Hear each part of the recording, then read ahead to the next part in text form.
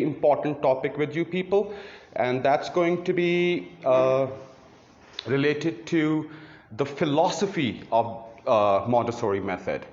So this topic, Miss, can you please share the screen? This topic is called the fundamental principles of Montessori system. I hope you can all see the screen. So this is like the heart and the soul of Montessori method. So in the coming days, we'll be doing all kinds of activities. We'll be using materials, Montessori materials. We'll be doing we'll be doing activities from different curriculum areas. But everything over there will be kind of useless if you don't know the philosophy behind those activities. Why we do what we do. This topic is so important. If any of the single point is missing, if you are not following even a single principle out of them, then it means you're not following Montessori. This is so important. So following each and every principle from this list, this topic, is crucial for Montessori. Today is the first day, and in the coming days you'll be learning a lot of new stuff, and I'm sure you'll all fall in love with Montessori. We will keep referring back to these topics because they are the core around which the entire Montessori system is built up or made up. You have to do it again a little bit. Mute all का mute all हो गए वो सब कुछ शोर कर रही थी आवाज म्यूट ऑल हो गए Miss, put it on so that you know. All right, from the beginning then. I had been telling you people that I am the director of, one of the directors at Pakistan Montessori Council. My name is Sajjad Ahmed, all right, Sajjad Ahmed. And I'll be doing a very important topic with you people. It's called the Montessori method, right? You people can see the screens on your devices. It's the fundamental principles, So I was saying this topic is so important that following each and every principle is crucial for the implementation of Montessori. Now we all have our own ideologies. अपना एक mindset है हमारा कि बच्चों को कैसे पढ़ाते हैं. We have been to schools, we probably have been teaching, या हमारे बच्चे स्कूल जाते हैं या हम खुद स्कूल जाया करते थे. So we have some kind of idea that how teaching is done. That is all present in your minds in the form of learning. अब ये जो topics हम cover करेंगे ये इतने different हैं. They are so different from the conventional schools, the conventional way of teaching, that it's going to challenge your existing belief system. So I would request you that you stay open. You let the new ideas flow in your mind, right? It's going to raise a lot of questions in your mind. कि ऐसा हो नहीं रहा, ऐसा नहीं हो रहा, ऐसा जो बाकी Montessori schools हैं, so-called Montessori schools, जिन्होंने अपने schools के बाहर ये लिखा हुआ है कि हम Montessori school हैं, but inside you'll find out that they are not following any bit of Montessori. So without wasting any further time, let's move on to the first principle.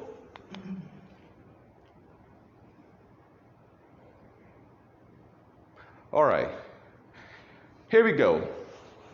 The first principle, ladies and gentlemen, is called freedom of choice. Now, when we say freedom of choice, इसका simple मतलब ये है कि class के अंदर आज की तारीख में या किसी भी तारीख में या किसी भी दिन में बच्चों ने क्या करना है इसकी selection is done by the children. All right? So the children have that freedom of choice. Means the teacher won't be deciding what we are going to do today or tomorrow or whatever. In conventional schools, what happens is that the teacher comes in the classroom and she has those 30 children sitting in front of her. And what she says is, all right, people, we are going to do this today, we are going to do that today, and the children follow, all right? But here, in Montessori classroom, that doesn't happen. The teacher is like an observer. She's like a guide. Her main role is to prepare the environment and to observe the children. And if she has to work, she works with one single child at a time, mostly. अगर group में भी काम करना है या 2-3 बच्चे होते हैं, उससे ज़्यादा बच्चे नहीं होते. Mostly children are working on their own. So what we have is 30 children in the classroom, and every single child is doing whatever he wants to do for as long as he wants to do, right? Whatever he wants to do, and as long as he wants to do with that. It's entirely up to the child. Now, I'm sure many of you would have been like thinking that this is going to be chaos. Imagine 30 children in the classroom, and every child is doing whatever he wants to do, all right? It will be chaos. It will be anarchy, you know? It will be so much disturbance. That's what's coming to your minds. Because if you are not making the children sit and work according to your instructions, the children will be creating a mayhem. Maybe you are thinking in these terms. No, that's not what happens in Montessori classroom. We are going to talk about that later. But giving freedom of choice to the children aging 3 to 6 is crucially important. Why we do that? In order to understand, we need to switch to another topic. इस चीज़ को समझने के लिए कि freedom of choice बच्चों के पास क्यों होनी चाहिए, इस चीज़ को समझने के लिए हमें एक और टॉपिक करना पड़ेगा, वरना इसकी प्रॉपर समझ नहीं आएगी. So ma'am, can you please switch to sensitive periods?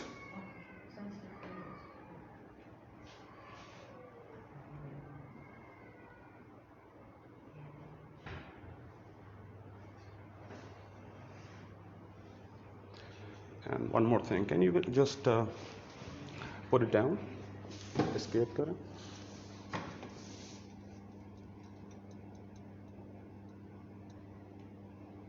Why don't I do this?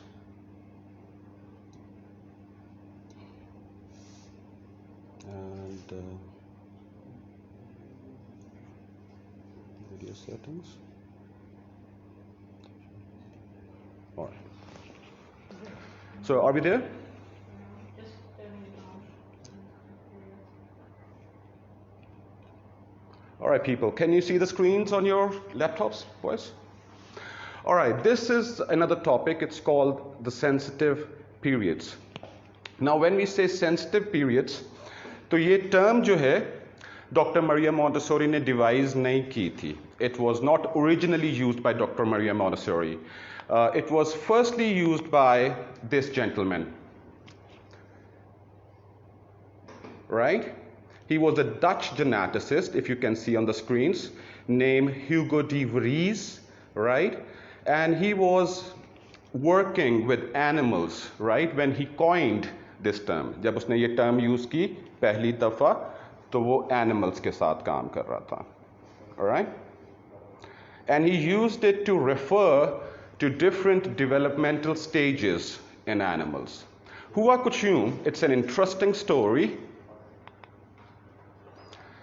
that he was working with these Porthesia butterflies, right? So what he observed was कि ये जो butterflies हैं, ये trees के अंदर in the deepest, darkest corners, bark के अंदर या छुप के कहीं पे, they lay their eggs. अंडे देती हैं वहाँ पे, right? In the deepest, darkest corners.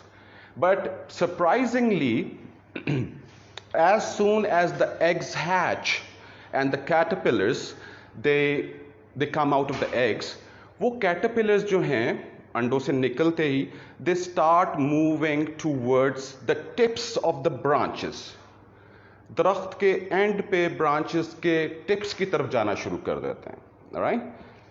Now this was strange, right? लेकिन उसने ऑब्जर्व किया तो उसको पता चला कि ये उनके लिए ज़रूरी है, बिकॉज ब्रांचेस की टिप्स के ऊपर उनको फ्रेश स्प्राउटिंग लीव्स मिलते हैं, क्योंकि वो बहुत छोटे होते हैं। तो जो अंदर वाली साइड पे दरख्त के घने हिस्से में पत्ते पुराने और सख्त होते हैं, वो उनके लिए, उनके यंग डाइजेस्टिव ट्रैक्ट्स के लिए सूटेबल नहीं होते। So they move towards the branches, the tips of the branches, and they eat those leaves over there. Now, what he wanted to know was कि इनको कैसे पता चलता है कि जो वहाँ पे हमें टिप्स पे ही हमारे सूटेबल पत्ते मिलेंगे, right? So this is strange. Caterpillars पैदा हुए हैं और उनको एग्जैक्टली पता है कि हमें पत्ते जो हमारे लिए सूटेबल हैं, जो फ्रेशली स्प्राउटिंग है, जो नए निकल रहे हैं, छोटे साइज के पत्ते हैं, वो हमारी डाइट के लिए ज़रूरी हैं और हमें वही खाने हैं, और वो हमें ब्रांचेस के एंड में मिलेंगे। ये कैसे पता चला, राइट? सो इसको चेक करने के लिए ही experimented with different things. Experiment करते करते उसको पता चला कि they are actually sensitive to light, right? So रात के वक्त उसने एक टॉर्च के साथ जब दरख्त के मुख्तलिफ हिस्सों पे टॉर्च की, तो वो कैटरपिलर्स लाइट की तरफ मूव करते थे, ऑलराइट? सो उससे उसे पता चला कि actually these caterpillars have a sensitivity to light. Light attracts them, right? So when they hatch in the deepest, darkest corners of the tree, parts of the tree, they begin to move towards the light. And that is where they find जहाँ पे उनको उनके suitable diet मिल जाती है. Now you can say it's a gift of God if you have a religious bent of mind, or you can say it's embedded in the organism's genes. Evolution की वजह से जो चीज़ उसके सर्वाइवल के लिए बेहतरीन थी, वो उसके जीन्स के अंदर फिट हो गई हुई है, उसके जीन्स के अंदर सेट हो गई हुई है। सो वो खुद से ही नेचर जो उसके सर्वाइवल के लिए, उसके वेलफेयर के लिए, उसके डेवलपमेंट के लिए ज़रूरी है, वो अर्ज एक सेंसिटिविटी की फॉर्म पे आ जाती है और वो खुद ही उस तरफ चला जाता है। Are you with me on this? Just nod your heads if you are. Alright, great. So कुछ अरसे बाद उसने ऑब्जर्व किया कि जैसे वो बड़े होते हैं तो वो अर्ज चली जाती है, वो सेंसिटिविटी टू लाइट ख़त्म हो जाती है। मतलब अब उनको लाइट उस तरह से अट्रैक्ट नहीं कर रही जिस तरह से पहले कर रही थी। अब वो दरख्तों के डार्क हिस्सों में रहना पसंद करते हैं, और वहाँ पे चूँकि उनके सर्वाइवल के लिए वो ही ज़रूरी है। चूँकि साइज़ में बड़े हो गए हैं तो परिंदे, बर्ड्स या कोई चीज़ें उनको खा सकती हैं। सो उनका टिप्स पे रहना, ब्रांचेस पे, उनके लिए सेफ नहीं है। सो वो अर्ज ख़त्म हो गई, वो अंदर रहते हैं, और उनके डाइजेस्टिव ट्रैक्ट्स भी इतने मेच्योर हो गए हैं कि now they can easily eat those thick old leaves, alright? So he actually concluded कि सेंसिटिविटी का आना और सेंसिटिविटी का चले जाना, ये दोनों ही किसी स्पीशीज के, किसी ऑर्गेनिज्म के सर्वाइवल के लिए, वेलफेयर के लिए, उसकी डेवलपमेंट के लिए जरूरी हैं। Are you with me on this everybody? Yeah? Alright, great. Alright, so this is, we see another illustration in which the caterpillar is actually moving towards the tip of the branch. Right, so this term, the sensitive periods, this term was actually adopted by Dr. Maria Montessori, और उसने use किया इस term को कि बच्चों के ऊपर भी sensitive periods आते हैं। So at different times they have different sensitivities. For example, when the child is about 6 months of age, many of you who are mothers must have experienced कि जब से 6 माह के करीब बच्चा होता है तो एक स्ट्रेंज सेंसेशन, एक स्ट्रेंज नीड आ जाती है बच्चे की कि वो मुंह में चीज़ें डालना चाहता है, राइट? तो 6 माह से कुछ पहले, that is the time when you need those teethers and soothers, right? बच्चों के लिए, और वो मुंह में डालते हैं, चबाते हैं और उन्हें चबाना अच्छा लगता है, right? If they don't find anything, they put their hands in their mouths or even their feet in their mouths. आपका तो दिल नहीं कर रहा मुंह में पैर डालने के लिए इस वक्त, right? ना अपने हाथ आप चबा रहे हो, but that child has that urge. Are you with me on this? Nature उसे मजबूर कर रही होती है. जिस तरह कैटरपिलर्स जब अंडों में से निकले थे तो नेचर ने उनको मजबूर किया था कि वो टिप्स की तरफ जाएं. उनको लाइट इतनी पसंद थी या इतनी उनकी ज़रूरी नीड थी कि नेचर खुद से उनसे वो राइट काम राइट टाइम पे करवा ली थी. अब इस केस में जो हमने डिस्कस किया, the strange sensation in the mouth, nature का मकसद ये है कि बच्चों मुंह में चीज़ें डालें और उनके जॉज की, उनके गम्स की डेवलपमेंट इस तरह से हो जाए कि वो सॉलिड्स लेने के लिए तैयार हो जाएं. आर यू विद मी?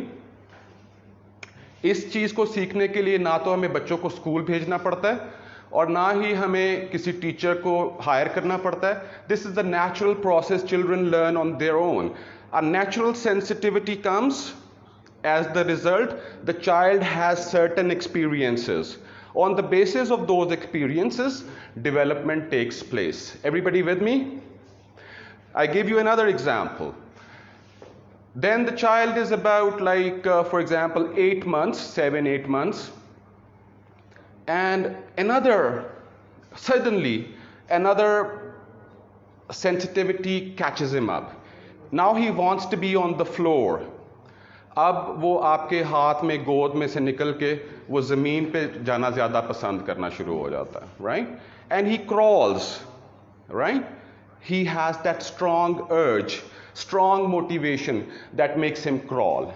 आप में से किसी का क्रॉलिंग का दिल नहीं कर रहा तो मतलब वो सेंसिटिव पीरियड गुजर गया हुआ है और वो शुक्र है ख़त्म हो गया, वरना आज हम में से कई लोग क्रॉलिंग करते हुए नज़र आ रहे होते हैं. Are you with me? Yeah, so that's the funny part. So किसी सेंसिटिविटी का आना और फिर उस सेंसिटिविटी का चले जाना, ये दोनों ही ज़रूरी होते हैं. लेकिन अगर राइट टाइम पे उस सेंसिटिव पीरियड को वेस्ट कर दिया जाए तो फिर वो सिवियरली अफेक्ट करता है आपकी डेवलपमेंट को. उस पर हम बात करेंगे. लेकिन इस एग्जाम्पल में वो बच्चा बेड से गिरता है, 10 दफ़ा भी गिरे तो वो क्रॉलिंग नहीं छोड़ता, वो अपने उस रेस्ट को चलाता रहता है. फिर the child begins to walk, right? And if you have observed a child taking his first steps, जब बच्चा अपने पहले चंद कदम लेता है तो you must see his face, he's giggling, like he's giggling with joy. उसकी हंसी फूट फूट के निकल रही होती है and he's so excited and he's walking towards something. वो ऐसा लगता है जैसे उसकी कोई अंदर की very strong need is getting fulfilled, right? जैसे आपको नया आईफोन मिलता है तो कुछ उस तरह के गिगल्स निकलते हैं, चेहरे के तासुरात होते हैं, जैसे एक बहुत स्ट्रॉन्ग नीड आपकी पूरी हो रही होती है, राइट? सो वो बच्चा जैसे रोज़ा खोलने के बाद एक अजीब सी आपको फीलिंग होती है, खाना मिलने, आपकी एक बेसिक नीड पूरी होती है. सो वो ऐसी नेचर चीज़ें भेजती रहती है बच्चे के ऊपर, सेंसिटिविटीज़, और बच्चा एक ख़ास वक्त में एक ख़ास किस्म की एक्टिविटीज़ में बार बार करता है उनको, उसका इंटरेस्ट इतना ज़्यादा होता है और उसके नतीजे में डेवलपमेंट ऑटोमेटिकली होती है. Now this is important about sensitive periods. Now अभी मिस ने आपके साथ बात की थी इटार्ड की, वाइल्ड बॉय ऑफ एवरॉन, याद है आपको? जिसके साथ इटार्ड काम किया और रिजल्ट्स जो हैं वो फिर भी उस बच्चे को कुछ नहीं सिखा सका. नाउ द प्रॉब्लम इज कि अगर ये सेंसिटिव पीरियड्स गुजर जाएं, जिसमें जो कि 7 साल तक आते रहते हैं डॉक्टर मरिया मॉन्टेसोरी के मुताबिक, 7 साल तक, 6 साल तक ये सेंसिटिव पीरियड्स चलते रहते हैं बहुत फ्रीक्वेंटली, और बच्चा मुख्तलिफ अदवार में, मुख्तलिफ कामों में मसरूफ़ रहता है, ख़ुद से उसी तरह की एक्टिविटीज़ में इंटरेस्ट ले रहा होता है और फिर वो सेंसिटिव पीरियड ख़त्म हो जाता है. 2 टर्म्स हैं, क्रिटिकल पीरियड भी यूज़ करते हैं, सेंसिटिव पीरियड भी कहते हैं, और तीसरा विंडोज़ ऑफ अपॉर्चुनिटी भी कहते हैं. Maybe you can note them down. Sensitive periods, critical periods and windows of opportunity. Windows of opportunity. So अगर सेंसिटिव पीरियड्स वेस्ट हो जाएं तो डेवलपमेंट ठीक से नहीं होती. Wild boy of Aveyron, Victor के केस में यही हुआ था कि उसके सेंसिटिव पीरियड्स गुजर गए हुए थे लैंग्वेज सीखने वाले, and Victor was trying to teach him language, right. So वो नॉर्मली नहीं हुआ. अभी 3 साल का बच्चा without any formal schooling, without any formal teaching या बीइंग शौरी तौर पे उसको पता भी नहीं चलता, और 3 साल की उम्र से पहले पहले वो 2-3 जुबानें जो लैंग्वेज इन्वायरमेंट में होती है उसको एब्जॉर्ब कर लेता है. Are you with me on this? This is the quality of sensitive periods. लेकिन जब गुजर जाते हैं, अगर हमें भी कोई लैंग्वेज सीखनी है, फॉर एग्जाम्पल फ्रेंच, तो हमें उसके लिए शाउरी कोशिश करनी पड़ेगी, और फिर भी रिजल्ट्स उतने ग्रेट नहीं होंगे जितने ग्रेट रिजल्ट्स हमें सेंसिटिव पीरियड्स में automatically without making conscious efforts मिल जाते हैं, राइट. सो ये सेंसिटिव पीरियड्स अगर वेस्ट हो जाएं, अब ऐसे आपको मैं एक एग्जाम्पल देता हूं. कुछ साइंटिस्ट्स ने एक्सपेरिमेंट्स किए विद कैट्स. सो वो न्यूली बॉर्न किटन जो थे, पैदा होने वाले, उनको उन्होंने डार्क चेम्बर में रख दिया. अब डार्क चेम्बर में रखने से क्या हुआ कि वो उनको फूड भी मिल रहा था, एयर भी थी, सब कुछ था, but they did not have that exposure to light, right. So after the sensitive period और the critical period for visual development was over, visual development का जब क्रिटिकल पीरियड ओवर हो गया, उनको निकाला गया, तो दे वर ब्लाइंड फॉर एवर. वो जो नर्व्स, जो न्यूरॉन्स ब्रेन के अंदर डेवलप होने थे, जो न्यूरल कनेक्शंस बनने थे for visual, for perception of visual activity, वो ही डेवलप नहीं हुए, राइट. और बाद में वो कभी भी वो बिल्लियां नहीं देख सकी अपनी जिंदगी में. फिर उन्होंने एक और एक्सपेरिमेंट किया. उन्होंने एक आंख को सुचर कर दिया, सुचर मीन्स बंद कर दिया विद अ थ्रेड, और दूसरी आंख खुली रही. अब इससे भी ये हुआ कि एक आंख जिसको बंद कर दिया उसमें डेवलपमेंट नहीं हुई, उसके पीछे वो नर्व्स ही डेवलप नहीं हुई, वो न्यूरल कनेक्शंस ही नहीं बने जो कि विजुअल परसेप्शन के लिए ज़रूरी होते हैं, और बाद में कभी भी उस आंख से बिल्ली नहीं देख पाई. Are you with me on that everybody? Yeah, alright. So ऐसे एक्सपेरिमेंट्स, लेकिन जब एक बड़ी बिल्ली की जिसकी दोनों आंखें काम करती थी, 1 साल के लिए उन्होंने एक आंख बंद कर दी और वो 1 साल बाद खोली, तो फिर भी वो उस आंख से देख सकती थी. Getting my point? So once वो सिस्टम डेवलप हो जाए सेंसिटिव पीरियड से, वो न्यूरॉन्स डेवलप हो जाएं, तो उसके बाद कोई टेंशन नहीं है, राइट. वो डेवलपमेंट वो परसिस्ट करती है, वो एग्जिस्ट करती रहेगी. नाउ ऐसे एक्सपेरिमेंट्स हम इंसानों के साथ नहीं कर सकते, लेकिन ऐसे में बहुत से एग्जाम्पल्स मिलते हैं जिसमें बच्चों के सेंसिटिव पीरियड्स वेस्ट हुए और बाद में डेवलपमेंट पूरी नहीं हो सकी. For example feral children, right. Feral children उनको कहते हैं, या फीरल चाइल्ड उसको कहते हैं जो बचपन में किसी तरह से अकेला बड़ा हुआ हो. सो बहुत सारे केसेस हैं ऐसे जिसमें बच्चों को पेरेंट्स ने या तो बेसमेंट में बंद कर दिया हुआ था, या कोई और ऐसा इशू था जिसमें उन्होंने बच्चों को इग्नोर किया, या सोसाइटी के किसी प्रेशर की वजह से उनको उस बच्चे को छुपाना पड़ा, तो वो सेंसिटिव पीरियड ज़ाया हो गए, राइट. अगर आप गूगल जाके करेंगे FERAL फेरल चिल्ड्रन, तो आपको बहुत सारे एग्जाम्पल्स मिल जाएंगे, राइट. सो उन बच्चों को, उनमें वो डेवलपमेंट दोबारा करने की साइंटिस्ट ने बहुत कोशिश की, लैंग्वेज सिखाने की, उनको नॉर्मलाइज करने की, लेकिन वो नहीं हो पाता, राइट. रीज़न यही होता है कि सेंसिटिव पीरियड्स गुजर गए होते हैं, या क्रिटिकल पीरियड्स गुजर गए होते हैं. सो दिस वाज इट, कि अगर सेंसिटिव पीरियड चला जाए तो डेवलपमेंट बाद में मुश्किल हो जाती है.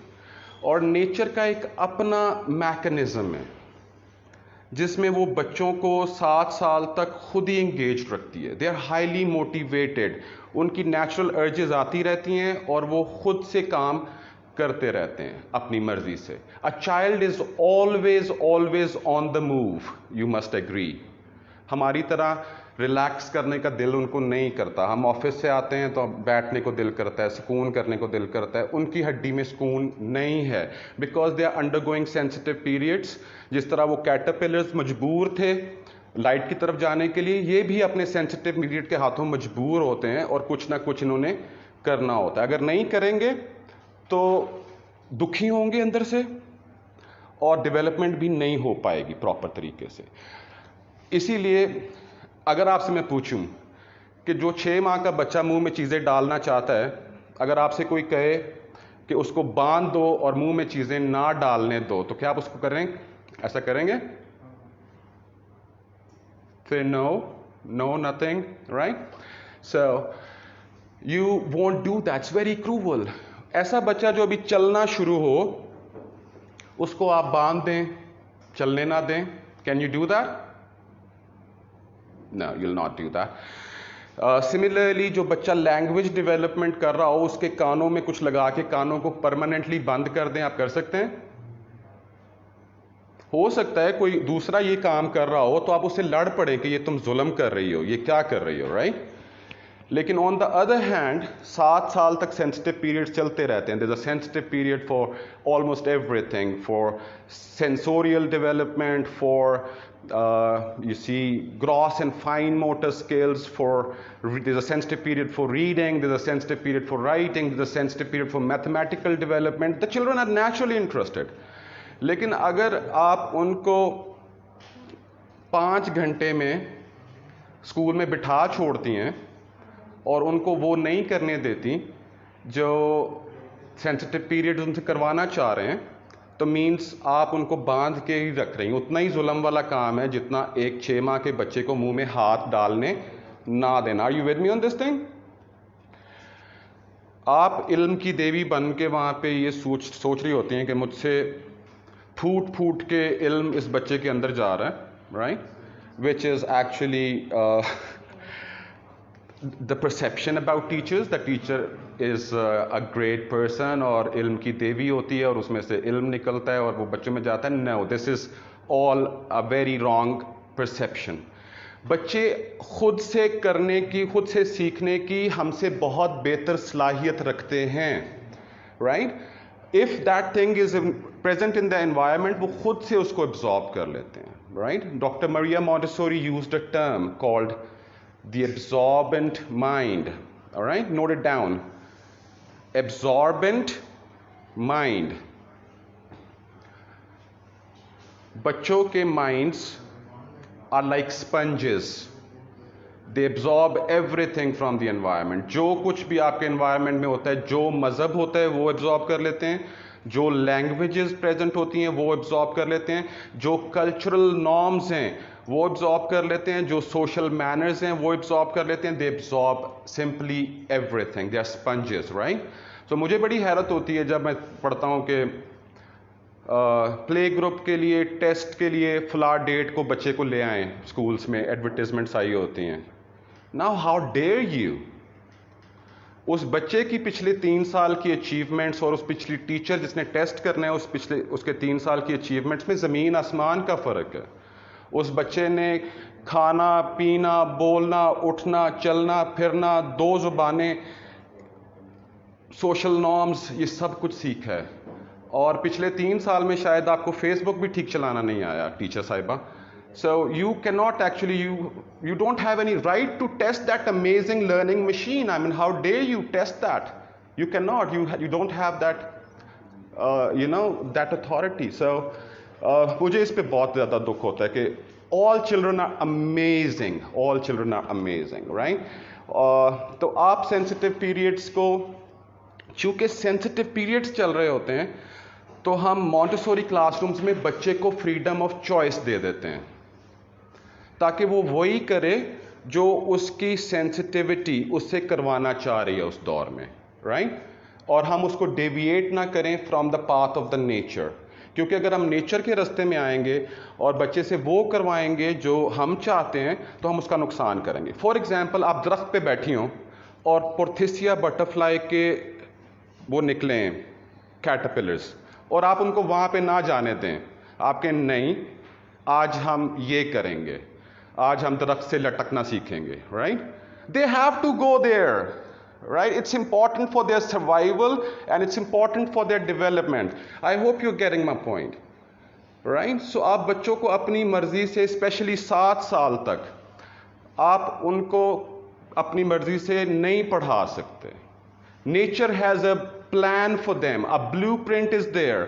They must follow that. That is important for their wholesome development and their learning, right? आपके वाला plan नहीं चलने वाला. So we have a slogan in Montessori. Note it down with capitals. We follow the child, right? We follow the child, right? The slogan, we follow the child. Now everybody, say it with me. We follow the child. Perfect. Great. Now, why do we follow the child? We follow the child because the child is being guided by nature. Sensitive periods आ रहे हैं. वो he is following something divine. इसको आप खुदा का तोहफा कह लें, इसको आप नेचर का गिफ्ट कह लें, प्रोडक्ट ऑफ एवोल्यूशन कह लें, जो भी है बच्चे के जो चीज़ें उसके सर्वाइवल के लिए, उसके डेवलपमेंट के लिए, उसकी बका के लिए, उसकी फलाह के लिए ज़रूरी हैं, वो उसके जीन्स के अंदर है. राइट टाइम पे राइट अर्ज आ जाती है और वो राइट टाइम के सही वाली एक्टिविटीज़ में बिजी हो जाता है, राइट? इसके अंदर मैसअप करना is not nice, right? It's actually cruel to the child. तो we follow the child. The child is following something divine. अब ऐसे बंदे को जो डिवाइन को फॉलो कर रहा हो, उसको फॉलो करने में कोई बुराई तो नहीं है, आपकी शान में कमी तो नहीं होती. जो बंदा डिवाइन फॉलो कर रहा है उसको फॉलो करने में कोई बुराई नहीं है. सो उस बच्चे को फॉलो करने में कोई बुराई नहीं है, क्योंकि वो ही is following something divine. Doctor Maria Montessori went to the extent of saying, इस हद तक मरिया मॉन्टेसोरी चली गई कि उन्होंने कहा the child is like the master. Note it down. The child is like the master.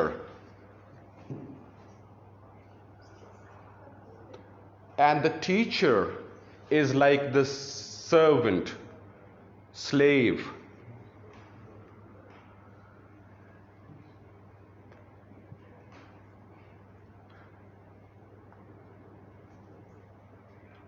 So the child will decide what we are going to do today, and the teacher is there like a servant to prepare the environment for him, to make it easy for him, to assist him in whatever he wants to do. Are you with me on this, people? Right? So we follow the child. We Montessorians, we don't make the children follow us. We follow the children, right? And the child is following something divine, the sensitive periods. और वो जो पसंद करता है करना, वही उसके लिए बेहतरीन होता है. Alright, moving on. इसको नोट करते जाएं आप स्लाइड्स को. दिस इज, मैंने सब कुछ एक्सप्लेन कर दिया है. अब आपको सिर्फ अपनी स्लाइड्स को नोट डाउन करना है in your own simple short words. इनको पढ़ लें और इनको देख लें. So she noticed her children developing in specific areas tremendously at specific times. All right? I hope the people on Facebook are enjoying the lesson too. So thank you for joining us, everybody. How to control the anger? Question I, how to control the anger of child? We'll talk about that.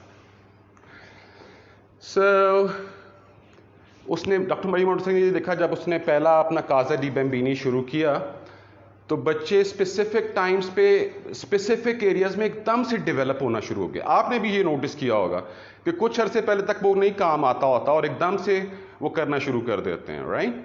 So this is one important area.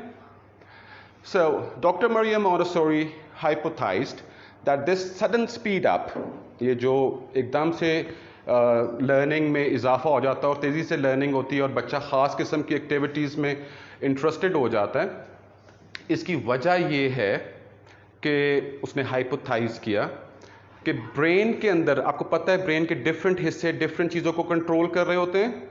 जैसे ये पीछे वाला visual cortex brain के दिमाग के पीछे वाला हिस्सा, ये आपकी विजुअल एक्टिविटी को कंट्रोल कर रहा होता है, कोई और हिस्सा कुछ और कंट्रोल कर रहा होता है, कुछ और हिस्सा कोई और कंट्रोल कर रहा होता है। तो शी hypothesized दैट ये जो सडन स्पीड अप है, हो सकता है कि शायद कि ब्रेन का कोई ख़ास हिस्सा जिसको उसने नेबुलाई का नाम दिया वो रैपिडली डेवलप हो रहा होता है, इसलिए ये सेंसिटिव पीरियड शुरू हो जाता है। Right, she further discovered that this was common in children ageing birth to 6. Now people, I want you to realize कि हमारा जो इस्लाम है ये इस चीज़ को समझता है कि 7 साल तक बच्चा should be free to follow his inner strong urges, right. 7 साल तक आपको नमाज सिखाने का हुक्म नहीं है, राइट। 7 साल का हो जाए तो नमाज सिखाना शुरू करें, राइट। और फिर 12 साल तक आपको उसको सख्ती करने का भी हुक्म नहीं है। Are you with me on this? तो 7 साल तक children should be following what they are supposed to follow, right? And that's their sensitive periods, right? During such periods, the child is particularly sensitive to certain types of stimuli and repeatedly concentrates on tasks which provide such stimuli or experiences. Now this is a bit थोड़ा समझने वाला है। Stimulus क्या होता है? Stimulus एक electric signal है जो आपके सेंस से आपके ब्रेन तक जाता है, उसको स्टिमुलस बोलते हैं, राइट। उसकी जमा जो है, उसका प्लूरल, वो स्टिमुलाई होता है। अगर मैं आपके यहाँ पे पेन चुभाऊं आपके फिंगर टिप पे, तो एक इलेक्ट्रिक सिग्नल आपकी सेंस ऑफ टच से या टैक्टाइल सेंस से आपके ब्रेन तक जाएगा, उसको स्टिमुलस बोलते हैं, राइट। ये एक पेनफुल स्टिमुलस था, लेकिन कुछ प्लेजेंट स्टिमुलस भी होते हैं। जैसे आप सेब खाएं तो आपकी टंग से, टेस्ट बड से कुछ सिग्नल्स आपके ब्रेन तक जाते हैं, उनको हम स्टिमुलाई या स्टिमुलस बोलेंगे, राइट। अगर ज़्यादा हो सिग्नल्स तो स्टिमुलाई, अगर एक सिग्नल हो तो स्टिमुलस, राइट। सो बच्चा ख़ास किस्म के सेंसरी इनपुट में इंटरेस्टेड हो जाता है, उसको एनवायरनमेंट के अंदर वो सिर्फ उसी चीज़ पे फोकस कर रहा होता है, उन एक्सपीरियंसेस पे फोकस कर रहा होता है जिसमें से वो ख़ास किस्म के स्टिमुलस या स्टिमुलाई उसको मिल रहे होते हैं, और वो उन्हीं पे फोकस कर रहा होता है और उसी सेंसोरियल एक्सपीरियंसेस में बिजी होता है, राइट। जैसे कैटरपिलर्स सब कुछ भूल के, कैटरपिलर्स, छोटे कैटरपिलर्स जो थे, वो सब कुछ भूल के सिर्फ एक तरह के स्टिमुलाई पे फोकस कर रहे थे, और वो था एक्सपोजर टू लाइट। वो सिर्फ उस तरफ जा रहे थे, राइट। तो इसी तरह एनवायरनमेंट में बच्चा सब कुछ भूल जाता है और किसी खास तरह के इलेक्ट्रिक सिग्नल्स में, स्टिमुलाई में इंटरेस्टेड हो जाता है। मूविंग ऑन, इसको उसने कहा सेंसिटिव पीरियड्स, ऑलराइट। या ऑलराइट, मेरे भी आगे आ जाएगा सर, ऑसिलेशंस। अच्छा, right. So people, Ms. Roshan just reminded me, there are like differences, individual differences, जिसको हम oscillations बोलते हैं, oscillations. तो ज़रूरी नहीं है कि हर बच्चे का सेंसिटिव पीरियड उसी एग्जैक्ट डेट पे शुरू हो। जैसे हम कहते हैं, अगर फॉर एग्जांपल लेटर ऑन कहेंगे कि मैथमेटिक्स का सेंसिटिव पीरियड 4 years से ऑनवर्ड शुरू होता है, तो ये नहीं है कि कल रात हैप्पी बर्थडे हुआ और आज मैथ का सेंसिटिव पीरियड शुरू हो गया, ऐसा नहीं होता। They are individual differences. So कभी चंद महीने पहले शुरू हो जाता है और कभी चंद महीने बाद में शुरू होता है। सो दे आर इंडिविजुअल डिफरेंसेस, इस चीज़ का आपने ख्याल रखना है। The key is observation. आप जब ऑब्जर्व करते हो बच्चे को, उसको खुद ही पता चल जाता है कि ये किस तरह की एक्टिविटीज़ में इंटरेस्टेड है, किन कामों को कॉन्सेंट्रेशन से लॉन्ग ड्यूरेशन तक कर रहा है, तो आपको पता चल जाता है कि ये सेंसिटिव पीरियड चल रहा है। आपको देखा होगा कई दफ़ा जब बच्चा वाकई किसी ऐसी एक्टिविटी में मशगूल होता है जो उसने खुद चूज़ की होती है, तो फिर वो आपकी तरफ देखता भी नहीं है, राइट। लेकिन जब आप उसको पढ़ाने बिठाती हैं तो वो कहता है मेरी जान छोड़ दो खुदा का वास्ता। But the activity that he has selected himself, वो उसके साथ इतनी कंसंट्रेशन से काम कर रहा होता है कि वो आपकी तरफ फिर आप बुलाओ भी तो वो कई दफ़ा आपको इग्नोर कर देता है. So, in simple terms, during the sensitive period, the child feels a natural urge to do certain activities repeatedly. जो बोल्ड में लिखा हुआ है, बच्चे किसी खास काम को, कुछ खास कामों को बार बार करने की उनको स्ट्रॉन्ग अर्ज फील होती है, और वो उन कामों को एक्सट्रीम कंसंट्रेशन के साथ करते हैं. ये सेंसिटिव पीरियड के साइंस हैं, आपको ऑब्जर्व करने में हेल्प करेंगे. तीसरा साइन ये है, दो साइंस ये हमने पढ़ लिए कि बच्चे को कुछ खास कामों को बार बार करता है. नंबर 2, कंसंट्रेशन से करता है. नंबर 3, खुशी का इजहार कर रहा होता है. उसके चेहरे पे, उसके एक्शंस में, आपको उसकी बॉडी लैंग्वेज में you feel Joy. You see signs of joy when he's busy in something which is compatible with his sensitive periods. All right?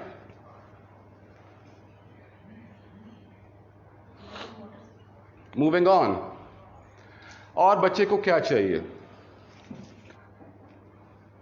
बच्चे की नीड्स बहुत सिंपल हैं, बहुत इजी नीड्स हैं उसकी. हमारी नीड्स एंड वांट्स इतने कॉम्प्लेक्स हैं, एज एडल्ट्स हमें समझ ही नहीं आती हमें चाहिए क्या. सो हमारा जो है एक टर्म उसे कहते हैं normalisation.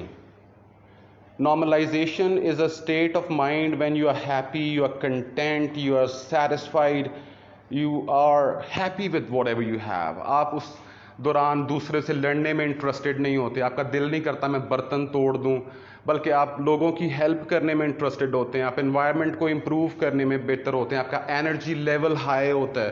Right, that is called normalisation. Maybe you can note it down, it will help you. Normalisation. इसका ऑपोजिट है deviation. Deviation, right? Normalisation and deviation.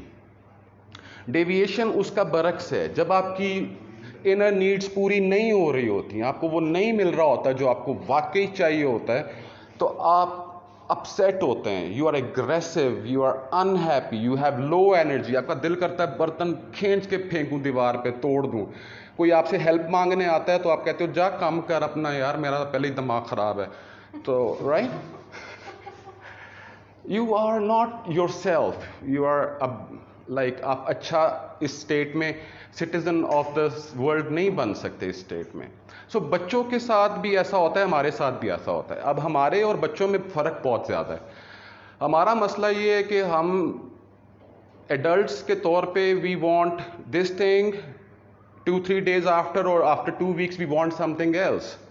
आज हमें आईफोन चाहिए था, वो मिल गया, 2 हफ्ते बाद iPhone is like an ordinary thing. पहले दिन बहुत खुशी, राइट, दूसरे दिन काम काम काम काम, चलो ख़त्म. राइट, हमें ये चाहिए, हमें ये सूट चाहिए, वो मिलता है, वो कुछ दिन बाद वैल्यू लूज़ हो जाती है.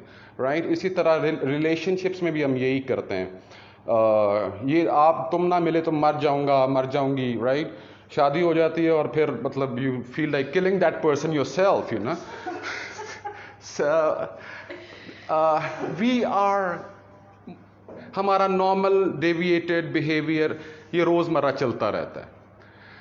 इसके बरक्स हमें बच्चों का अगर देखें तो बच्चों के नीड्स बहुत सिंपल हैं. All they need is nutrition, right, environment which is suitable according to their developmental needs. ऐसा environment जिसमें उनको आज़ादी मिल जाए. एक चीज़ फ्रीडम उनको चाहिए, दूसरा सूटेबल environment चाहिए, और न्यूट्रिशन चाहिए. इसके अलावा उनको किसी चीज़ में इंटरेस्ट नहीं होता. उनको प्रमोशन नहीं चाहिए, उनको बिग सैलरी नहीं चाहिए, उनको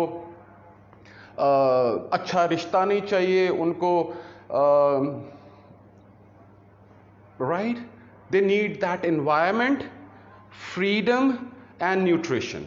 अगर ये चीज़ें उनको मिल रही हों, उनके सेंसिटिव पीरियड्स की नीड्स पूरी हो रही हों, तो वो नॉर्मलाइज्ड ही रहते हैं एडल्ट्स के बरक्स. हमारा तो किसी दिन मुंह खुश है, किसी दिन लटका हुआ है, लेकिन उनका फिर खुश ही रहते हैं. And when they are normalised, तो वो आप देखेंगे कि अगर बच्चे नॉर्मलाइज हो जाते हैं तो they are different kind of children, you know. तो मॉन्टेसोरी में यही मिरेकल लोग देख के सरप्राइज जाते हैं कि 30 बच्चे क्लास के अंदर हैं और हर बच्चा अपने काम कर रहा है और दूसरे के साथ लड़ नहीं रहा, भाग दौड़ नहीं रहे, चीज़ें नहीं तोड़ रहे, rather they are taking care of the environment. चीज़ें खुद अपनी जगह पे वापस रख रहे हैं, सफाइयाँ कर रहे हैं, पौधों को पानी दे रहे हैं, and they are like managing everything on their own. So when the children get normalised, जब आते हैं मॉन्टेसोरी स्कूल्स में हमारे पास, तो 15-20 दिन हमें उन्हें नॉर्मलाइज करने में लग जाते हैं, राइट उनकी इनर नीड्स जैसे जैसे पूरी होती रहती हैं, डेविएटेड आते हैं, right they come deviated, but once they get normalise तो हमारे 90% प्रॉब्लम डिसिप्लिन के, मैनेजमेंट के, वो खुद ही सॉल्व हो जाते हैं। बच्चा सही फितरत पे पैदा होता है, राइट हम जुल्म कर करके उसको और उसको मजबूर कर करके डेविएटेड करते हैं और फिर हमारी जान को भी तंग करता है, राइट अगर इंटरनल नीड्स बच्चे की पूरी नहीं हो रही तो वो डेविएटेड है, और डेविएटेड है तो फिर वो आपको तंग करेगा, आपकी जीना हराम करेगा, आप उसका करती हैं वो आपका करेगा। So this is like how it is. So suitable environment and freedom to do that, यही चाहिए बच्चों को, उनको और कुछ नहीं चाहिए।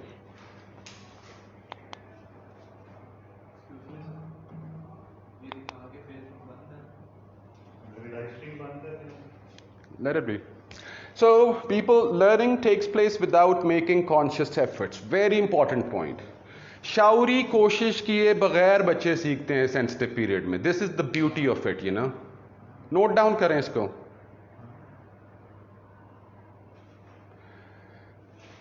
Without making, learning takes place without conscious efforts. अभी आपको कुछ सीखने के लिए शाउरी कोशिश करनी पड़ती है, बच्चों को नहीं करनी पड़ती.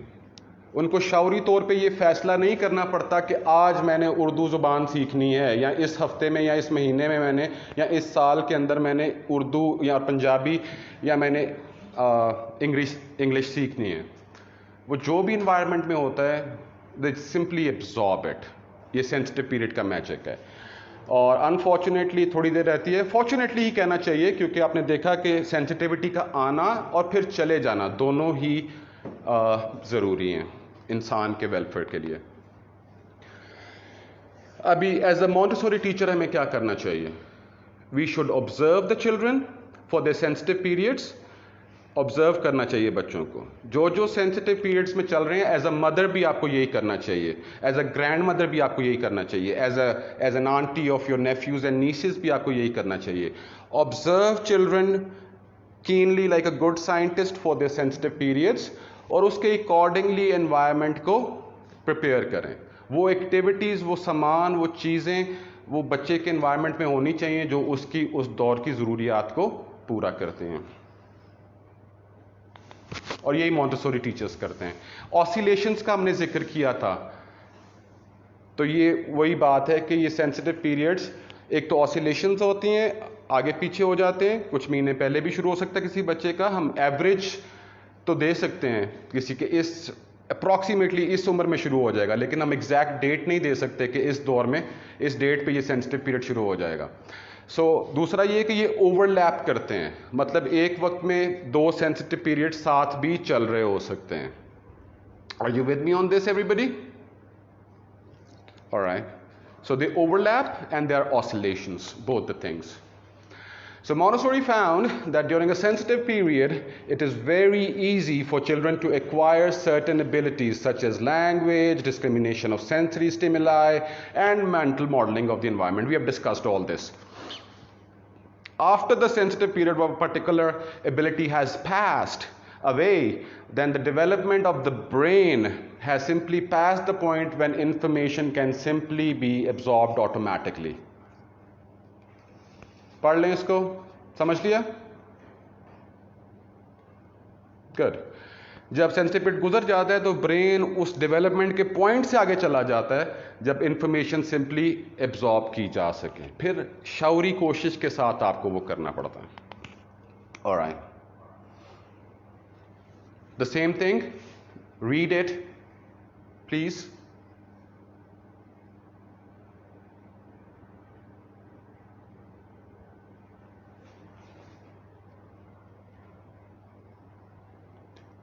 Moving on.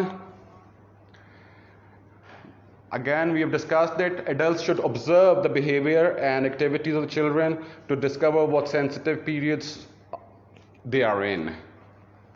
So बड़ों को ऑब्जर्व करना चाहिए और सूटेबल एनवायरनमेंट देना चाहिए.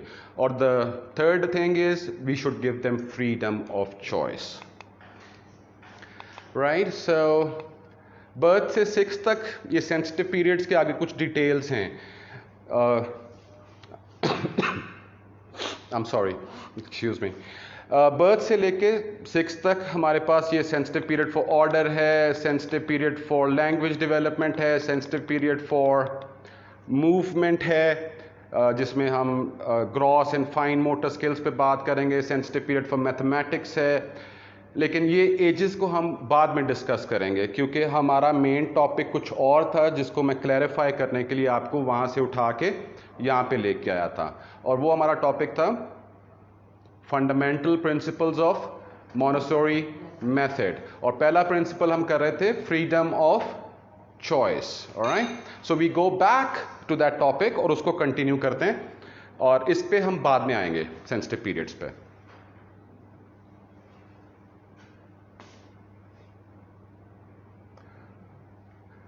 Alright people, so we are back on the topic and the topic was freedom of choice. Now I'm sure most of you understand why we give freedom of choice to the children, right? The reason is कि बच्चे के sensitive periods चल रहे होते हैं, right? तो उसको sensitive periods को फॉलो ना करने देना बिल्कुल इतना ही बड़ा जुल्म है जितना 6 महीने के बच्चे को मुंह में हाथ ना डालने दिए जाएं, 1 साल के बच्चे को चलने ना दिया जाए, 2 साल के बच्चे को सुनने ना दिया जाए. Are you with me on this? So we have to give freedom of choice. ये उनका हक है. बच्चा वही काम करेगा, बार बार करेगा जो वो करना चाहता है. Right? So look at this next slide. Can you move, Musa? This is not working. Can you please move the next one? Arrow key से कर दें.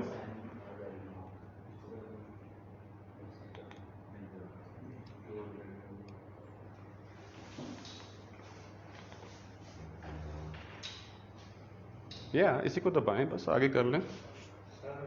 All right.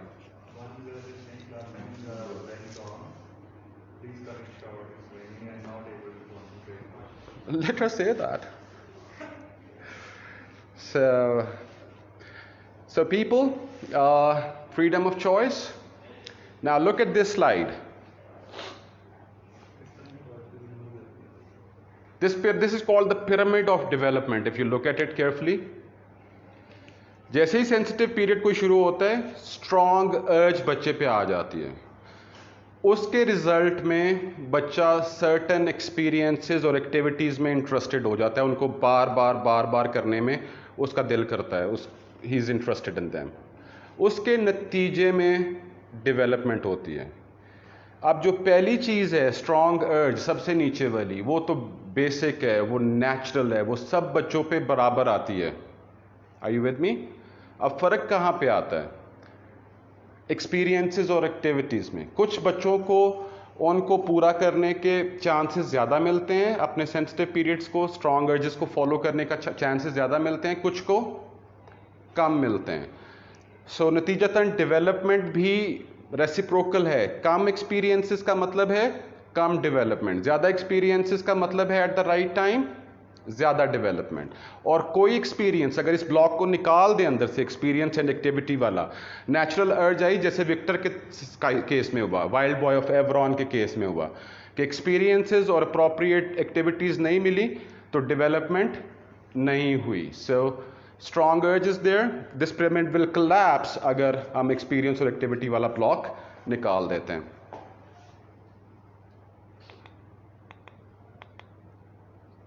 Right? We have discussed all this. कि about 6 months बच्चे मुंह में चीज़ें डालने चाहते हैं, and this is all that. So I hope this is all clear to you people.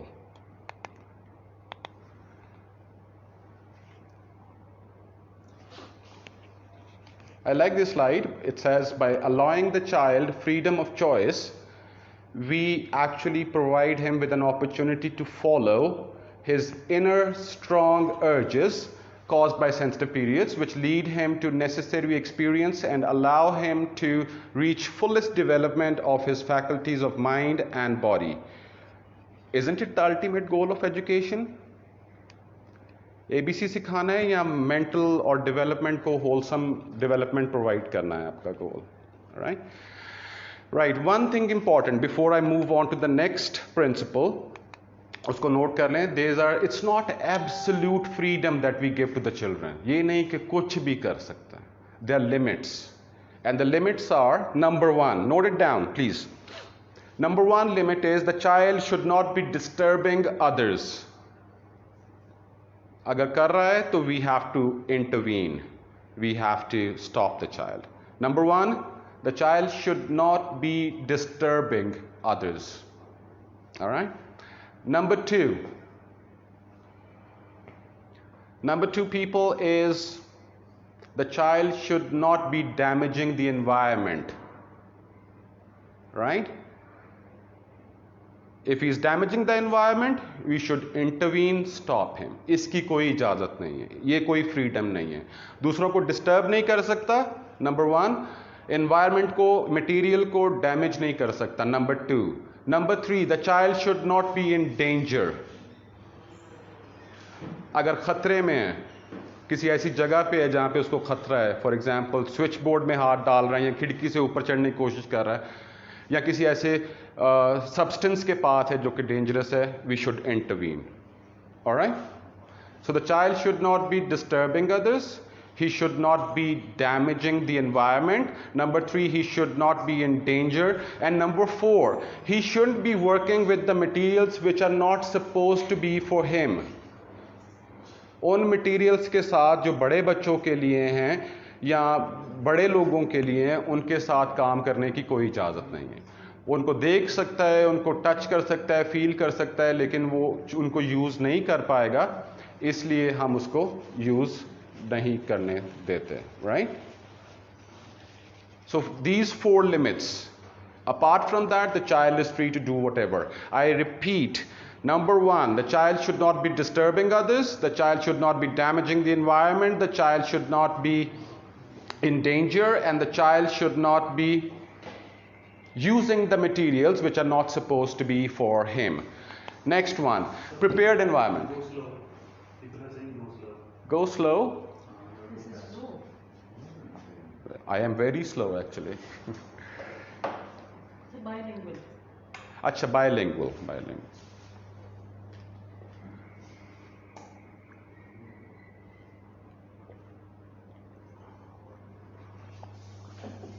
Hello people on Facebook. The second fundamental principle is prepared environment. शुरू में मैंने बात की थी कि कोई भी फंडामेंटल प्रिंसिपल अगर आप मिस करेंगे तो वो मॉन्टेसोरी नहीं होगा, कोई और ही सिस्टम होगा, मॉन्टेसोरी नहीं होगा. शायद लतीफ़ स्कूल सिस्टम हो जाए या बशीर स्कूल सिस्टम हो जाए या कुछ और ऐसा हो जाए, but that's not going to be Montessori school system. So prepared environment people, prepared environment से मुराद ये है कि it's a scientifically prepared environment which is suitable according to the developmental needs of the children. बच्चों की developmental needs के accordingly scientifically develop किया हुआ है. Now when I stress the word scientifically it means कि किसी ने इसको साइंटिफिक मेथड फॉलो करके इस प्रिपेयर्ड एनवायरनमेंट को बनाया है जो बच्चों के डेवलपमेंटल नीड्स के और लर्निंग कॉग्निटिव नीड्स के एन मुताबिक है. Now we know that doctor Maria Montessori was a doctor by profession. Alright? She had been participating in research programs also. आप भी लोगों में से सारे लोगों को मोंटेसोरी साइंटिफिक मेथड का पता होगा.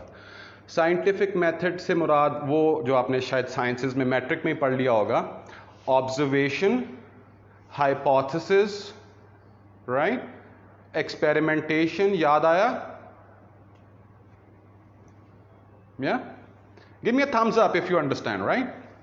सो वो ऑब्जर्वेशन, हाइपोथेसिस, एक्सपेरिमेंटेशन वाला जो अगर साइंटिफिक मेथड जो है वो यूज़ किया गया हो तो उसको कहते हैं कि उसका मतलब ये है कि वो साइंटिफिकली प्रिपेयर किया गया है, कॉमन सेंस से नहीं, एमी तुक्का मार के नहीं, बल्कि साइंटिफिक वे में. Doctor Maria Montessori had that scientific background with her.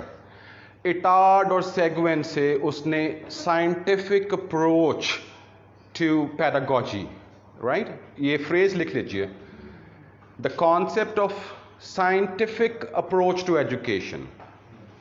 Doctor Maria Montessori उन पहले चंद लोगों में से थी, एजुकेटर्स में से थी, जिसने साइंटिफिक अप्रोच टू एजुकेशन को अप्लाई किया. ये आइडिया उसने इटार्ड एंड सेगुइन से लिया था कि बच्चे की नीड्स को ऑब्जर्व किया जाए लाइक अ गुड साइंटिस्ट, फिर उसकी बेसिस पे हाइपोथाइज कर लिया जाए कि इसको ये शायद चाहिए, और फिर मटेरियल्स बनाए जाएं और एक्टिविटीज़ डेवलप की जाएं और उनको टेस्ट किया जाए अपने हाइपोथेसिस को. जो मटेरियल्स और जो एक्टिविटीज़ काम करती हैं उनको सिस्टम का हिस्सा बनाया जाए, जो नहीं करती उनको डिस्कार्ड कर दिया जाए. आर यू विद मी?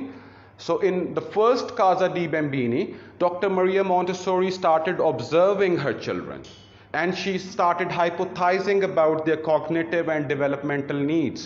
उन हाइपोथेसिस की बेसिस पे दिन रात जाग के मटेरियल्स बनाती थी, डेवलप करती थी, उन मटेरियल्स के साथ एक्सपेरिमेंट करती थी, राइट. जब कोई मटेरियल काम करता था तो उनको एक अच्छे ग्रुप ऑफ फ्रेंड्स को भेज देती थी, वो उसको ट्राई करते थे. ऑलराइट.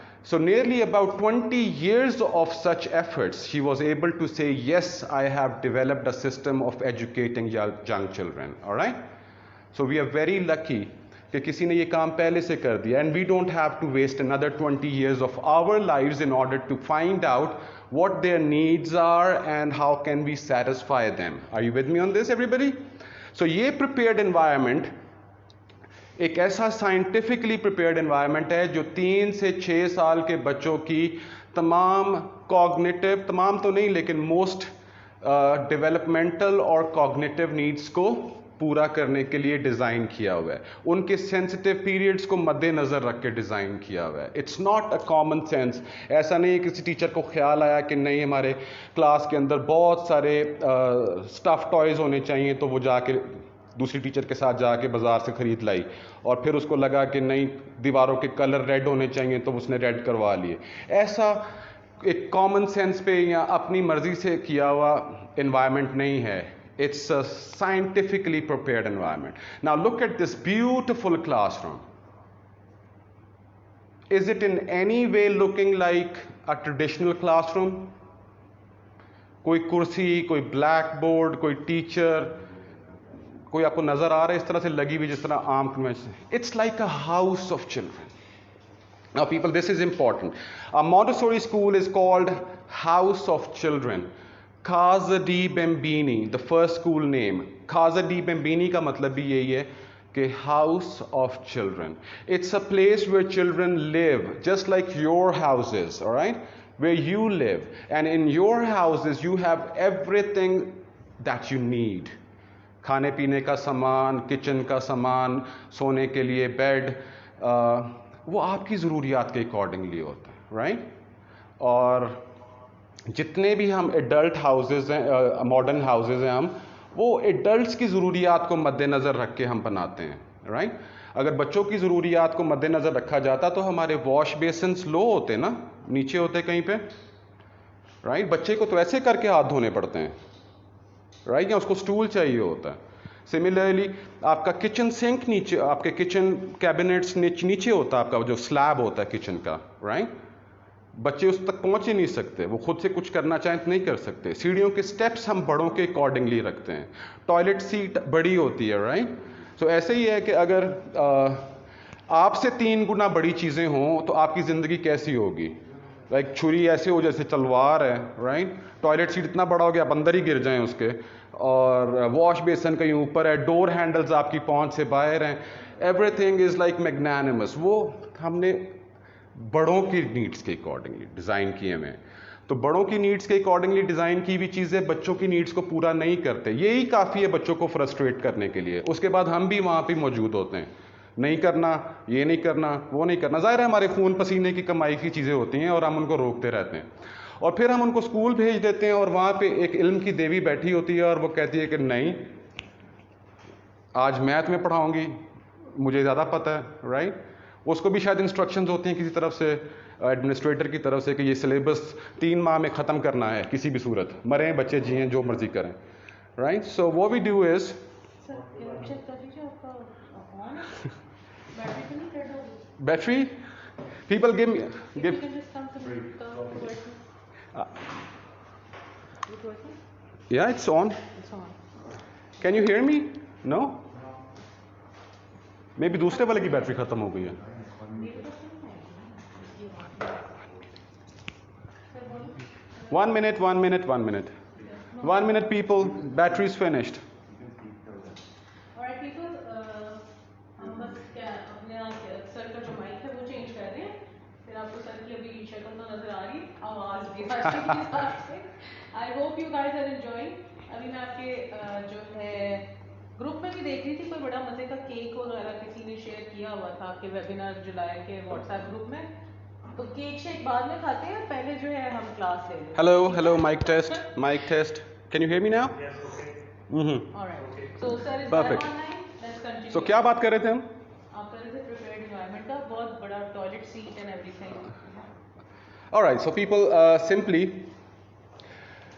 किसी बच्चे को फ्रीडम ऑफ चॉइस अगर आप दे दें और कमरा बिल्कुल खाली हो, तो that is not going to work. That's what the point is. So अगर फ्रीडम ऑफ चॉइस दे रहे हो तो साथ में प्रिपेयर्ड एनवायरनमेंट होना ज़रूरी है, राइट। और अगर प्रिपेयर्ड एनवायरनमेंट है और फ्रीडम ऑफ चॉइस नहीं दे रहे तो भी ख़राबी है। अगर तो ये दोनों चीज़ों का होना ज़रूरी है, freedom of choice, prepared environment.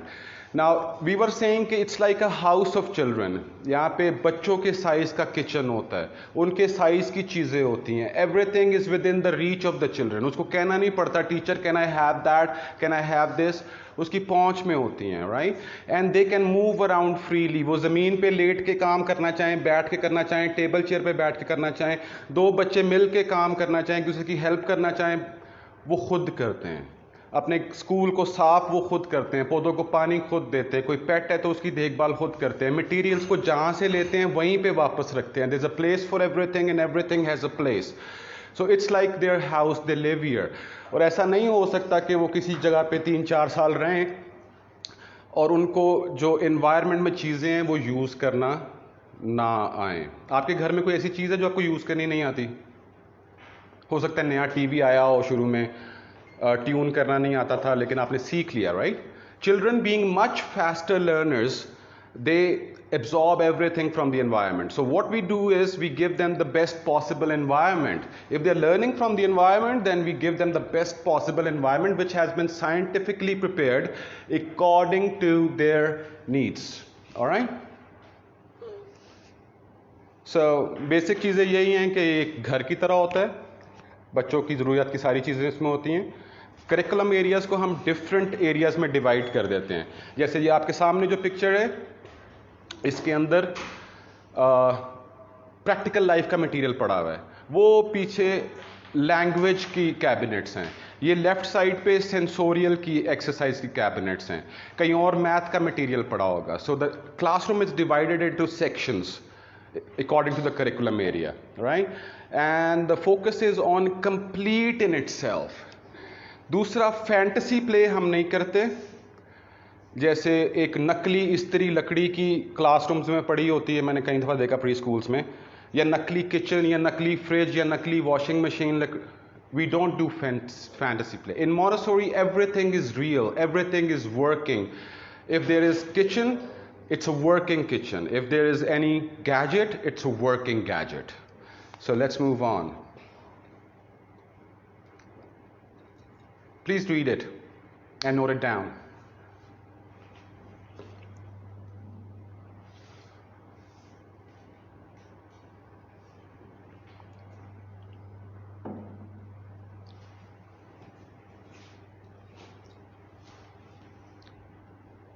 Noted?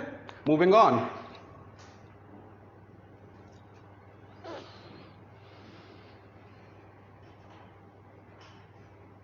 पढ़ लिया? Give me a thumbs up.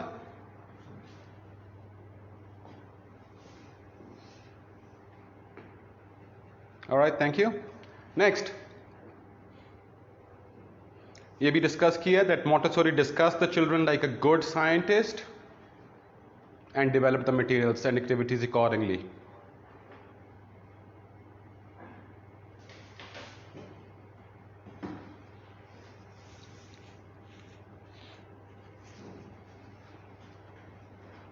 All right, people, moving on.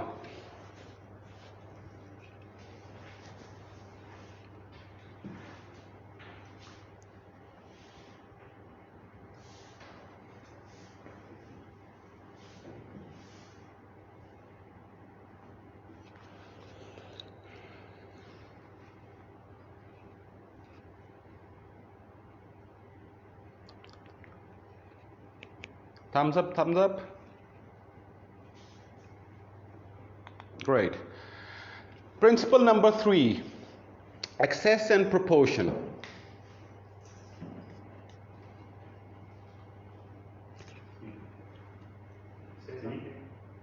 Excess and proportion.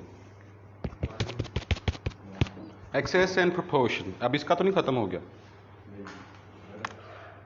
ये ठीक है?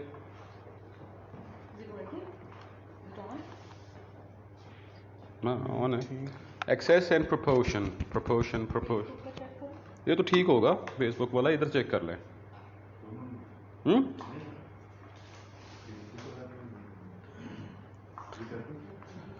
मिस आपने तो नहीं म्यूट किया हुआ? म्यूट करके अनम्यूट कर दें.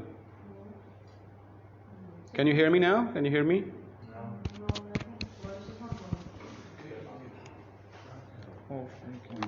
मेरी वीडियो आ रही है? हाँ, वीडियो तो आ रही है. माइक सेलेक्ट करें. किस पे आ रहा है? माइक्रोफोन है या लाइन है? नो, लाइन नहीं करना, माइक्रोफोन ही है. दूसरा माइक लगा दें अगर ये मसला कर रहा है.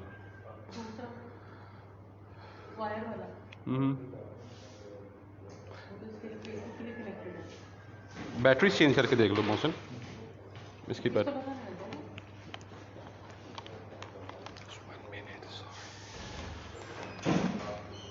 आप बात करने में सुनते इधर.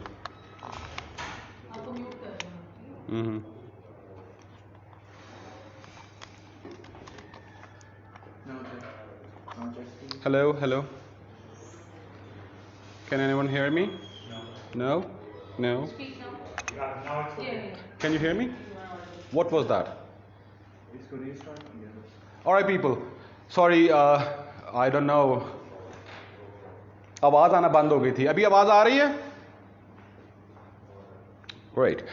All right. The third principle is excess and proportion. Excess से मुराद ये है कि हर चीज बच्चों की पहुंच में होती है. There is nothing that a child can see and not touch. So it's somewhere here. And there is, for example, batteries change करें यार इसकी.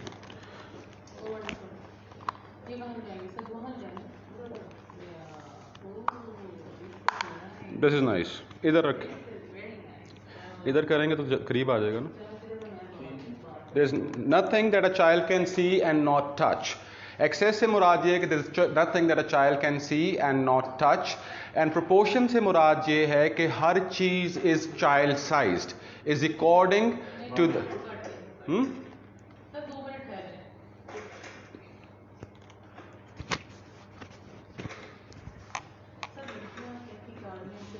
Not nice. क्यों?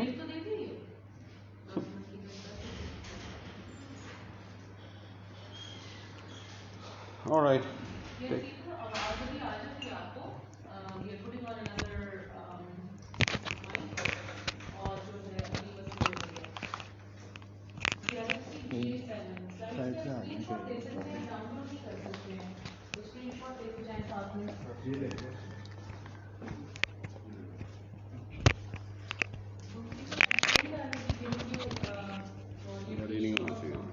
बैटरी फुल होगा. Pay attention to what sir is teaching you because this lecture is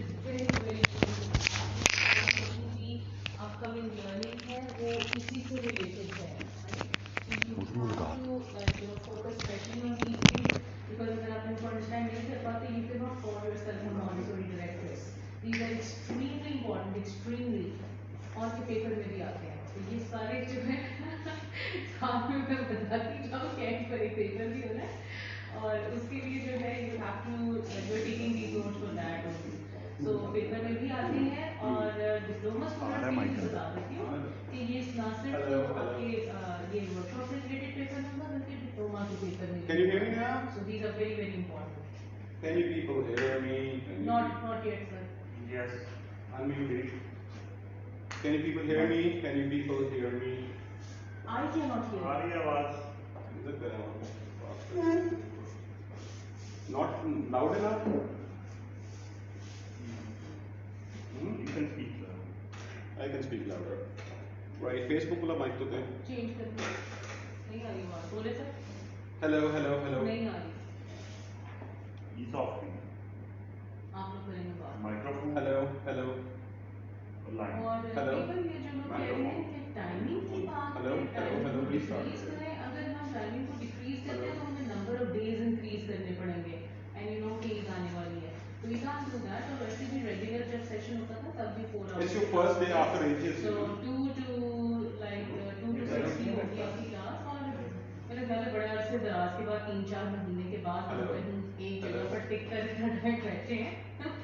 So it must be difficult. The first day is always Hello. tough, किसी भी चीज़ का हो. लेकिन आहिस्ता आहिस्ता आपको आप यूज टू हो जाएंगे. एंड मार्क माई वर्ड्स के आखिरी दिन जो है, लास्ट डे जब हमारा ग्रेजुएशन का होगा, जब हम सारे तैयार होकर दोबारा अपनी कैमरास ऑन करेंगे, उस दिन आप में से बेशतर लोग जो है वो कह रहे होंगे कि कल हमने 2 से 6 क्या करना है या फिर thinking about that. So this is going to be like an extraordinary time period for you guys. और इसमें आपकी डेफिनेटली लाइफ चेंज होने वाली है. आपके सारे कॉन्सेप्ट्स चेंज होने वाले हैं. Alright, people, can you hear me? Can you hear me? Okay, अगर सबकी आवाज आपको आ रही है तो अपना thumbs up यहाँ करें. से जा रही है. आपको क्लियर नहीं है. आपको इस तरह की आवाज आ रही है जैसे जनरल माइक में होती है. तो मेरी मोटर से ही Meanwhile, उसको चला लो यार, क्या करना है उसको? But you can hear me, right? You continue. Okay. So people, this is the third slide that we have been working on, excess and proportion. Facebook might be देख लीजिए अगर लगवाना चाह रहे हैं बात. Excess and proportion. So everything is child-sized and everything is within the reach of the children. Access के लिए हम ये कहते हैं कि there is nothing that a child can see and not touch. Right? शुरू में ऐसा नहीं था. Dr. Maria Montessori had, this thing. बड़ी कबर्ड थी, लॉक एंड की में रखते थे. फिर एक दिन ऐसा हुआ कि असिस्टेंट्स लेट थी, तो डॉक्टर मरिया मॉन्टेसोरी जब आई तो उन्होंने देखा बच्चों ने खुद से मटेरियल निकाल लिया हुआ था जो उनको चाहिए था और वो उसके साथ काम कर रहे थे. सो डॉक्टर मरिया मॉन्टेसोरी उसके बाद उन्होंने एनवायरमेंटल इंजीनियरिंग करके लो शेल्फ्स बना दी जिसमें बच्चों के रीच में चीज़ें होती हैं. और दूसरी चीज़ है proportion. It means that everything is child sized, working but child sized. अगर एक चाकू है तो वो वर्किंग चाकू होता है, वो काटता है सही तरह से, राइट? वो प्लास्टिक का फेक टॉय नाइफ नहीं होता. एक और चीज़ का आपने ख्याल रखना है कि there is a place for everything and everything has a place. Next slide please. There is a place for everything and everything has a place. जिस चीज़ को हम एक दफ़ा किसी जगह पे रख देते हैं क्लास के अंदर, वो चीज़ हमेशा वहीं पे रहती है, उसकी जगह चेंज नहीं की जाती for the rest of the time. Alright? So means इसका मतलब ये है कि अगर पिंक टावर आपने एक शेल्फ में रख दिया है तो that pink tower should always be there. और बच्चों को यही सिखाते हैं कि that thing goes back to its proper place. ये भी फ्रीडम, बच्चों की फ्रीडम ऑफ चॉइस से रिलेटेड है और उनकी सेंस ऑफ ऑर्डर से भी रिलेटेड है. उस पर हम बाद में बात करेंगे. Children have a natural need for order. वो चाहते हैं कि एनवायरनमेंट वैसा ही हो जैसा रोज़ाना होता है. सो उस मटेरियल को हम वहीं पे रखेंगे जहाँ पे वो होना चाहिए, जहाँ जो उसकी जगह है. There is a place for everything and everything has a place.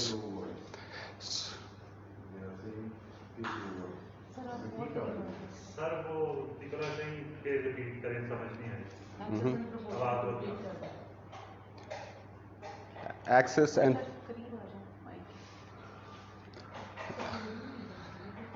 right, is it better now? ठीक है चलो. Is it better now, people? The voice? How's the voice, people? How is the voice? Let me know. Okay? All right, so I need to stand here then. I'm sorry about this little glitch.